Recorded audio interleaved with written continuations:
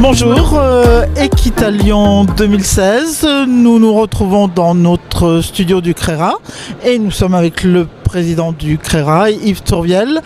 Alors, président, Equita, c'est toujours un rendez-vous important ? Oui, je crois que chaque année, Equita prend un peu plus d'importance, y compris pour la présence du comité régional d'équitation avec toutes les disciplines, tous les championnats, toutes les finales. Et les cavaliers, les clubs attendent Equita avec impatience tous les ans un peu plus.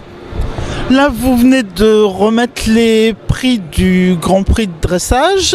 Le dressage qui est particulièrement à l'honneur, puisqu'on avait dans ce Grand Prix un de nos cavaliers qui a été olympique. Ça aussi, c'est quelque chose qui est moteur pour la région ? Tout à fait, il faut reconnaître le développement du dressage, plus de 24% je crois de compétition en Rhône-Alpes cette année, la présence d'un cavalier olympique et puis des épreuves de très très haut niveau puisque nous avions tous ceux qui participaient aux Jeux de Rio. Donc c'est une discipline assez fondamentale, tout le monde le sait. Les cavaliers de saut d'obstacle le savent aussi. Même s'ils ont quelquefois un petit peu de mal à rentrer dans le circuit de dressage. Bon, donc aujourd'hui, c'est une discipline en plein essor en Rhône-Alpes pour le bien de tous. Je crois que c'est bien.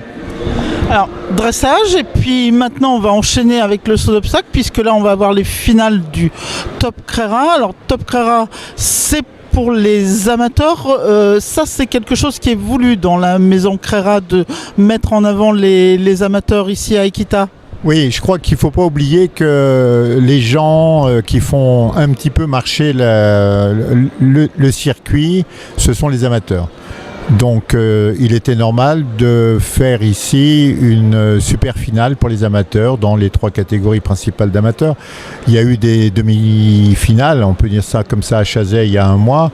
Maintenant, ils vont se retrouver sur la grande piste d'Equita. C'est une façon de les remercier, de les motiver et de dire quelque part qu'on a besoin d'eux. Ce sont eux qui tous les jours sont dans les clubs, ce sont eux qui achètent les chevaux, ce sont eux qui font un petit peu vivre, je pense.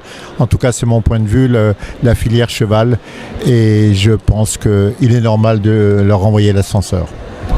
Alors, les amateurs pour le CSO. Et puis demain, encore une grosse journée CRERA avec une belle place pour les clubs. Notre action vers les clubs est aussi une chose importante avec une finale pour les cavaliers de club, une finale un peu particulière par équipe sur 2 disciplines, le hunter et le saut d'obstacle, avec des partenaires fidèles depuis 5 ans maintenant.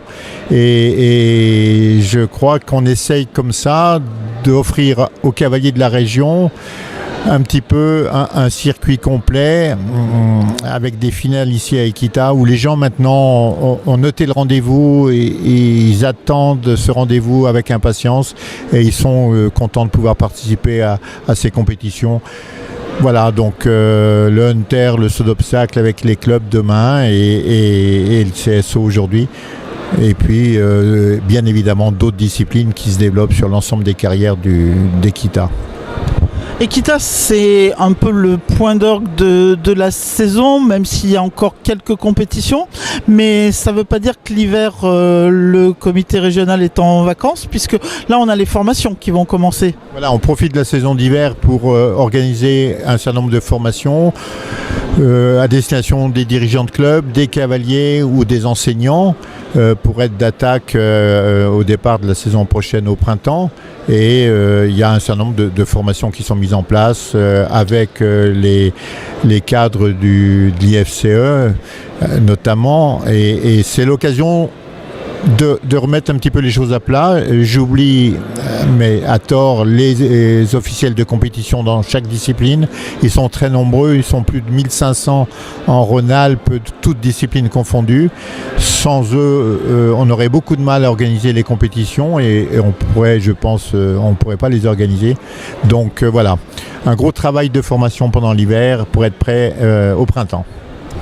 Alors, de la formation, de la compétition, et puis aussi bientôt un rendez-vous qui est un peu administratif, mais qui devrait être plus que ça, puisque on va se retrouver en assemblée générale fin novembre. voilà, faut pas l'oublier. Tous les ans, il y a notre assemblée générale traditionnelle.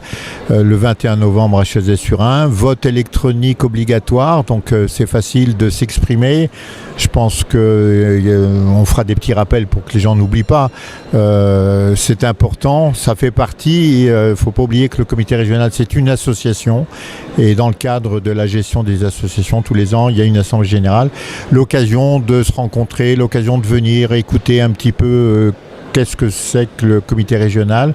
On va essayer d'étoffer cette journée avec des informations en tout cas. Le programme sera lancé bientôt. Et moi, j'invite tous les clubs. Il y en a 850 en Rhône-Alpes. Ce sont les dirigeants de clubs qui votent. Ils font partie d'une fédération, c'est une association, on l'oublie souvent, à venir s'exprimer, à venir poser des questions, à venir voir un petit peu sur le terrain, enfin, lors de cette réunion, ce que fait le comité régional, les bilans financiers, les budgets prévisionnels. Je crois que adhérer à la vie associative, c'est important. Même si la majorité des dirigeants de clubs, donc des adhérents à cette association, sont des professionnels. Voilà, donc j'invite tout le monde à venir le 21 novembre.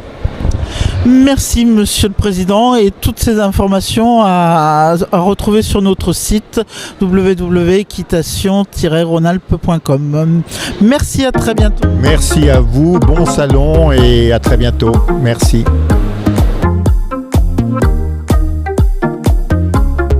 What do you mean?